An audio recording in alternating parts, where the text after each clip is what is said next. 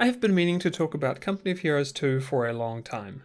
My desire to cover Relic's at times controversial sequel date back to the original days of this channel, and peaked after my video of the original Company of Heroes in 2019. That was almost 2 years ago, and at that time I said I would review Company of Heroes 2 soon. My apologies that in this case, soon would mean waiting almost another 10% of my life to do it. Despite buying it on release in 2013, I've not played a lot of Company of Heroes 2.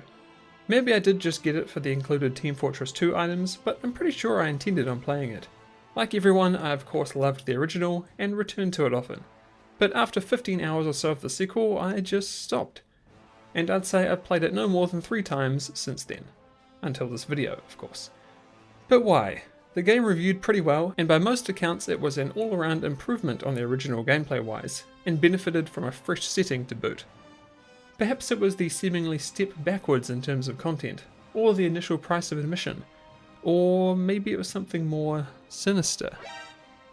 All that and more coming up as we answer the simple question, should you play Company of Heroes 2 in 2021?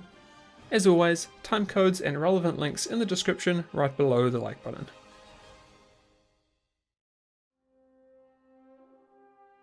Right from the beginning, Company of Heroes 2 was marketed and advertised with its headlining feature, a focus on the Soviet Union and their fight against the Germans, often in horrifically freezing weather. The lack of the Red Army in the original game was felt throughout its life cycle, so much so that a group of people created the Eastern Front mod to compensate. Not only are the Soviets now their own entirely fleshed out faction, but the game's main story sees you take command of the Red Army in some of World War II's most defining conflicts. While on release Company of Heroes 2 only included 2 factions, throughout its life 3 more would be added in DLC. The US and British forces for the Allies, and the German Oberkommando West to go alongside the existing Wehrmacht. Each faction plays differently to each other, with diverse rosters of units and mostly unique light base building mechanics. And for the returning factions from Company of Heroes 1, they're largely unlike those incarnations too. I guess changes had to be made somewhere, because for the most part, the gameplay in Company of Heroes 2 is very similar to the original. You start with a simple, compact base, and gain resources by capturing control points across the map, which in turn lay out your territory and subsequent battle lines. These points need to be regionally connected to your base in order to supply your war machine, so it's vitally important to man the battlements and not let enemy forces sneak in behind and cut you off. A couple of small refinements to the point system have been made, which I think are for the better. For one, capturing a point now requires you to simply be in the vicinity of it, rather than actively attend to it, giving the player taking it a better chance to react and fight off whoever is attacking you. Also, supply points now provide all resources, not just manpower, and while fuel and munitions flow is certainly less than what you'd get from their dedicated points, that, combined with having population caps not be tied to how many points you control, help to give someone on the back foot a better chance of fighting back. One of the things I love about the original is how important each individual unit feels in the context of the battle, and that emphasis remains at the core of the sequel's combat, perhaps even more so.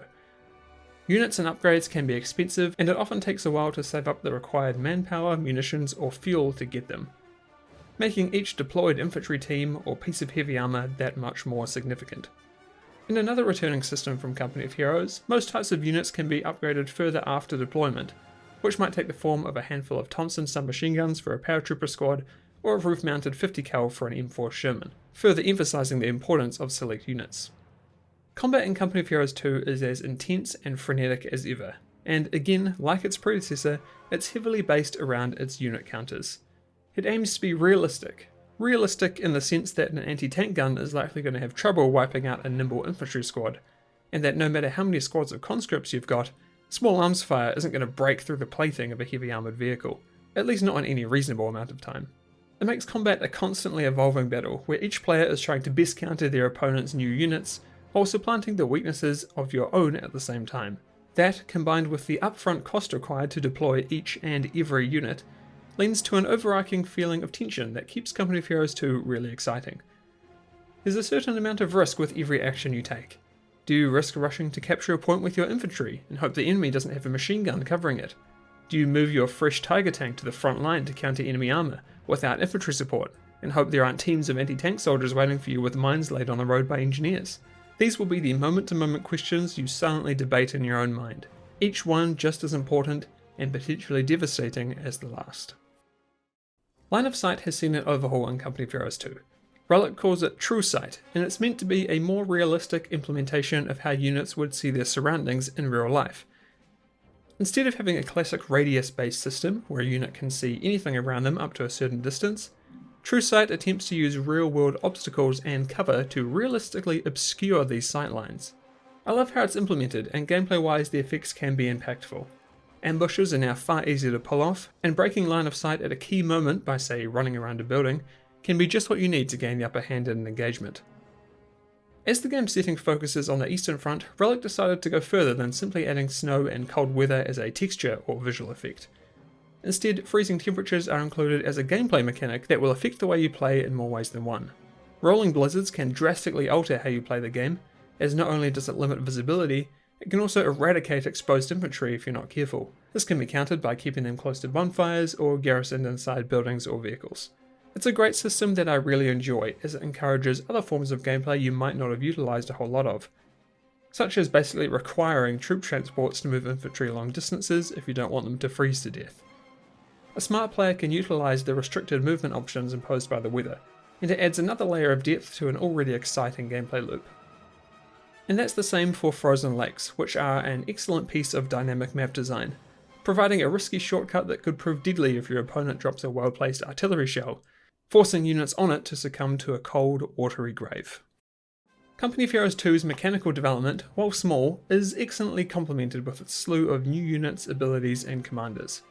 Honestly, it's fantastic, and from a gameplay standpoint, I can't see many reasons not to play this over the original. But I can see some. I'll probably cop some flack for this, but I personally really dislike the way commanders and so-called intel bulletins are implemented here. Customizable before a match, you get 3 slots on each faction for both commanders and these bulletins. And while I appreciate the level of player choice enabled by this system, the way it's been done is clunky, confusing, and just plain messy. For commanders, it's the layout and lack of comparison that really gets me. There's no easy way to put one commander next to each other as far as I can see, and trying to decipher which have what abilities is not easy, especially if you're a beginner. I'd prefer something a little simpler, perhaps a system a bit like the original game. Maybe 3 slots are available, but each can only have commanders from a specific category, armor, infantry, etc. That with a fewer number of more distinct commanders would be a positive, I think. As for intel bulletins, I wouldn't mind just having them removed entirely, to be perfectly honest. I get why they're there, but I feel like it's Relic's attempt to push this as a competitive game more than anything else. Each bulletin is essentially a small bonus to a certain aspect of your army, but there's just so goddamn many of them, and it's impossible to compare them all. I got disinterested scrolling through seemingly endless options really quickly, and didn't find them to be very impactful either, as I'm not a PvP player. For me, it's either campaign or, more likely, co-op. At least if you aren't bothered by it, you can just not use them. Maybe the competitive folk can flame me for saying all that, but hey, it's my review. Also, all the microtransactions available for commanders, intel bulletins, and skins, it's just sad, and it's a bit irritating to see, and there's not much more I want to say about those than that. Strangely, like the gameplay, Company of Heroes 2's visuals aren't exactly much of an enormous upgrade over the original, more of a refinement with a few extras. Company of Heroes already looked pretty great, especially considering it was released in 2006, and it even still holds up pretty well today. And if you hadn't played the original in a while, you'd be forgiven in thinking Company of Heroes 2 looks basically the same. But putting them next to each other does show some clear differences. Terrain especially is of much higher quality, as are the environments in general, with sharper textures and more intricate effects. The units and vehicles across all factions are lovingly created, and their associated machine gun fire or cannon shots look excellent. So yeah, even though the sequel's visuals aren't a night and day improvement over its predecessor, it does do enough to make a meaningful difference, and it certainly doesn't look out of place in 2021. Like the graphics, Company of Heroes 2's sound design upholds the series' legacy of excellent audio. While the soundtrack is certainly good and has its moments, most of the time it takes a backseat to the outstanding voice acting and effects. I'm repeating myself a little here from my original Company of Heroes review, but I really love all the little things that make this series feel so authentic. First are the engaging, contextual unit quips. Hearing a soldier shout about a sniper when noticing them, or yell at comrades when they're taking fire is not only immersive, but it's also usable information that can help you quickly decipher the situation. We're losing a capture point. Flank. Reach that ground position. Moving on a flank. Hit it. Go. Field promotion. Into the building. Move. And secondly, the sound effects. I reckon these are maybe the best in the business in terms of implementation. Hearing machine gun fire rip and tear across the battlefield, and the engines of a massive armoured vehicle roar as they advance is awesome. And it, along with the rest of the audio and visuals, combine to make what is easily the most detailed and authentic World War II strategy game ever put to screens.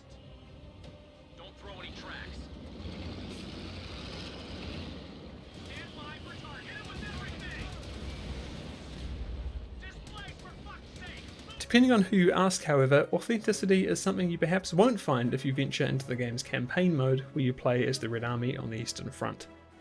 Gameplay wise, I can't fault it. It's a genuinely great time. Missions are varied and interesting, with a lot of unique scenarios that enhance Company of Heroes' gameplay style, as any good campaign should do. Where controversy struck, however, was in the game's depiction of Soviet commanders, generals, and other members of high command for often committing cruel, barbaric actions against their own men. And while some of this may be based in historical fact, this controversy was strong enough to have the game banned from sale in Russia entirely, and saw trailers and videos downvoted into the dirt on YouTube. But despite whether it is or isn't accurate, there are more than a few confronting moments that make for an interesting and entertaining, if sensationalized narrative, if nothing else. While we're on the topic of campaigns, let's talk a little bit about Ardennes Assault, the game's single-player DLC surrounding the American forces. In a lot of ways, I think this DLC is excellent. As commander of the US forces in the area, you take control of 3 different companies with the goal of overcoming and pushing out the German occupation of the area. There's an overworld map, and from here you dictate how you achieve your goal. Any company can be controlled at any time, and any route can be taken however you see fit. Winning battles will earn you requisition points, which you use to upgrade, personalize, and reinforce your companies. Battles can have unique objectives, or be more general, skirmish-like scenarios with victory points and such. And I really have to give a shout out to the map design here, which is fantastic. Maps are hugely varied, and often you'll find yourself in dense forests, cramped streets, and more, which encourages varied gameplay opportunities where you are forced to really think about your army makeup and composition, far more than a regular Company of Heroes 2 game. I really love the gameplay of Ardennes Assault, and I'd recommend it based on its merits. However, it does have some significant issues that have earned it the mixed reviews on Steam it has today. First is around the monetization. Frankly, it's pretty expensive for what it is. And not only that, this DLC has its own DLC, in the form of the Ranger Army, who can't be selected at the start of the game unless you buy them separately. Also, you don't unlock the US forces in multiplayer with Ardennes Assault, you still need to buy them separately. Really? Couldn't throw them in when someone's paying this much already? Further to all that, it's irritatingly difficult at higher difficulties, and you straight up can't save the game unless you use the save and quit option, making quick saves at pivotal moments or decisions impossible. I even had the game crash on me at the end of a mission, and due to not being able to save throughout, had to restart from the beginning. Look, I like the idea of an Iron Man mode, if given the option, I get it. But just give the option, don't make it mandatory. I've also heard a lot of people talk about bugs, and while personally I haven't run into too many, except for this one, I think it's worth noting. So yeah, big old asterisk next to this one. I'd recommend getting it on sale, and make sure you're aware of what you're getting yourself into. As for mod support, Company of Heroes 2 has no shortage of community content available, and thankfully a ton of it is just a click away in the Steam Workshop. I love how easy it all is. Just subscribe to what you want, then toggle it on or off to your heart's content in-game. As for some standouts, we've got massive unit packs, excellent custom maps, combat overhauls, custom campaigns, partial and total conversions such as the advanced powers in The Living Dead, and more. I find it amusing that a lot of these sidestep relics rampant monetization of this game, particularly in the custom skins department. So if you'd rather not pay for a new coat of paint for your Panzer, and let's be honest, who would, then don't worry, the community has got your back. However, regardless of how many free mods you play, you're still going to need to shell out the asking price for the game on Steam, which unfortunately, for something released 8 years ago, is quite significant, especially if you're looking to pick up any DLC after the fact. I don't think it's a coincidence that Company of Heroes and Total War both have pretty egregious DLC prices for older games and expansions. The developers are both owned by Sega after all. The base game at 20 USD is not bad, but once you add on the 3 extra armies at $13 each, Ardennes Assault for 20, and the various mission packs, it can get pricey. That's not even mentioning all the microtransactions available in-game or in the Steam store itself. It's confusing too. I wish there was just a $50 buy everything, get everything bundle, or simply reduced prices in general. It's an 8-year-old game, guys, come on now. I'd recommend waiting for a sale rather than pay at these numbers. Luckily, they occur fairly often, so you shouldn't have to sit around too long. I will give credit where it's due though. I do love how mostly everything is standalone. You can buy a single army and play without needing to own the base game, and the same goes for Ardennes Assault. Being able to pick and choose what you want to an extent is nice, and it's a great way to get a friend into the game for cheap. But for the majority of the time, I'd say once you've played the game for a bit, you'll almost certainly be itching to experience the rest of it, and just buy it anyway. So long story short, whoever decides the prices, please just make it all cheaper, people will thank you for it, the player base would hopefully increase, and it won't seem like you're trying to fleece people on a nearly 10-year-old game. So that's Company of Heroes 2. After waiting and putting it off for so long, it feels good to have finally covered it. And I'm glad I did. I've really enjoyed my time playing the game over the last couple of weeks. Sure, it has its flaws and downsides. I really dislike the monetization and pricing structure, and some additions like the swath of commanders and intel bulletins are a little much for me. And just quickly, the main menu is just the worst I've ever used. It's incredibly laggy and unresponsive. And it's all down to these videos in the background. If you delete them from the game's files, the menu smooths right up. Here's the files you need to delete and the folder you'll find them in. But besides those, once you actually get into playing the game, it's a darn good time. The gameplay has evolved from the original, and while it's not entirely dissimilar at its core, it offers enough changes and additions to where it feels fresh, and it's still incredibly deep. Plus the new mechanical additions around the weather system and truce sight help a lot too. For modes, it's got everything you need, great single player campaigns and scenarios, and excellent options for co-op and PvP matches. And if you're happy paying up a bit of cash, then there's enough content here to satisfy you for a while. Alternatively, you can just download mods until you're sick of it. You should absolutely play it in 2021. Just know that it's not as simple as buying one game and calling it a day. Look into the DLC and decide what's best for you. If you just want to play co-op with your mates, don't buy Ardennes Assault, for example. If I was you, I'd start with the base game and go from there. Or if you just want to get into multiplayer for as cheap as possible, choose one of the faction packs and go from there. Whichever way you slice it, if you're into action RTSs and you get it for a good price, Company of Heroes 2 will not disappoint you in 2021. Thanks very much for watching. If you like what I do here, consider supporting me via YouTube memberships or a new Patreon page.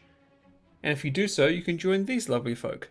I'd like to say thanks to Chocolate Shake, Dekayo, Crispy Robo Chicken, Jeremy Algood, and T Edits. And for those in the Cavalier tier or above, you're free to ask questions and have them answered at the end of the video. Here's one from Jeremy Algood, asking, are you excited for Rome Remastered later this month? And if so, do you plan on covering it? This is an interesting one. I am interested in it, and I will probably give it a try, but I'm not sure if I'll cover it. I've got a few things coming up. I've got 2 videos in the works, as well as the Age of Empires event that I'd like to probably do a little video on. So we'll see. If I do, it will likely be delayed, so don't expect anything pre-release or on release for that one. But thanks for the question. Thanks again, and I will see you all next time.